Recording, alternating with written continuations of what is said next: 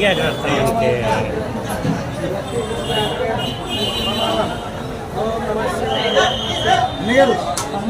రావాలని మేము చెప్తాం కలపనట్లేదు వీపులు కనబడుతున్నాయి వెళ్ళండి మళ్ళీ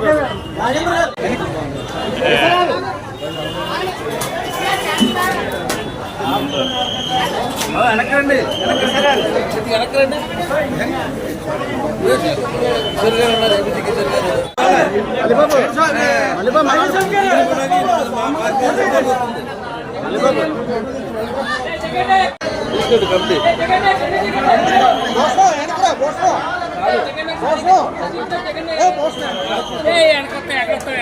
దేవి శరణ్ నవరాత్రి యొక్క శుభాకాంక్షలు కూడా నేను తెలియజేస్తున్నాను.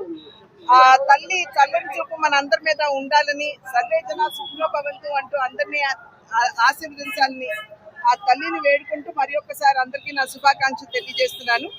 ఇది ఒక పక్క మనం దేవి నవరాత్రులు చేసుకుంటున్నటువంటి సందర్భంలోనే నిన్ననే ప్రధాని నరేంద్ర మోడీ గారు జిఎస్టికి సంబంధించి జెన్ 2 ఏదైతే వారు ప్రకటించారో అది ప్రత్యేకించి మధ్య తరగతి వారు, తర్వాత దిగున ఉన్నటువంటి వారందరికీ కూడా ఉపయుక్తంగా ఉన్నటువంటి విషయాన్ని మనందరం కూడా గమనించాలి. జిఎస్టిని ప్రవేశపెట్టి ఇప్పటికే 8 సంవత్సరాలు అవుతుంది. మొట్టమొదటిసారి జూలై 1వ తారీఖున 2017వ సంవత్సరంలో ప్రవేశపెట్టారు. అంతకు ముందు ఉన్నటువంటి పరిస్థితి కనుక మనం చూసినట్లయితే అప్పట్లో వ్యాట్ ఉండేది. ఒక్కొక్క రాష్ట్రంలో ఒక్కొక్క విధంగా అప్పట్లో ట్యాక్స్ విధానం ఉండేది. కనుక పెట్టుబడులు రావాలన్నా లేకపోతే పెట్టుబడులు పెట్టినటువంటి వారు చాలా ఇబ్బందులు ఎదుర్కొనేటువంటి పరిస్థితి మనం అప్పట్లో దేశంలో చూసాము. కనుక ఒకే దేశం ఒకే ట్యాక్స్ పద్ధతి దేశవ్యాప్తంగా ఉన్నట్లయితే సమానంగా అన్ని రాష్ట్రాల్లో కూడా పెట్టుబడులు వస్తాయి అనేటువంటి ఆలోచనతోటి 2017వ సంవత్సరంలో ఈ జిఎస్టిని ప్రవేశపెట్టడం జరిగింది. జిఎస్టి మాధ్యమంగా ట్యాక్స్ ఏదైతే ఉందో దాన్ని సరళీకృతం చేయడం, అదే విధంగా ధరలు తగ్గించడం, అన్ని ఉత్పత్తులు కూడా ప్రజల యొక్క అందుబాటులోకి తీసుకురావడం అనేది ఈ జిఎస్టి యొక్క ముఖ్య ఉద్దేశం. వాళ్ళు చూసినట్లయితే ఇంతకు ముందు 4 స్లాబ్లు ఉండేవి. 5, 12, 18, 28% జిఎస్టి ఉండేది.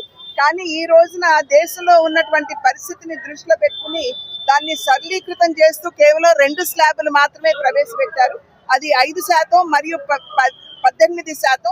దాని మాధ్యమంగా ఇవాళ ఇన్ఫ్లేషన్ ఏదైతే ఉందో, ధరల పెరుగుదల ఏదైతే ఉందో దాన్ని నియంత్రించుకునేటువంటి అవకాశం దేశంలో ప్రతి ఒక్కరికి కూడా లభించింది.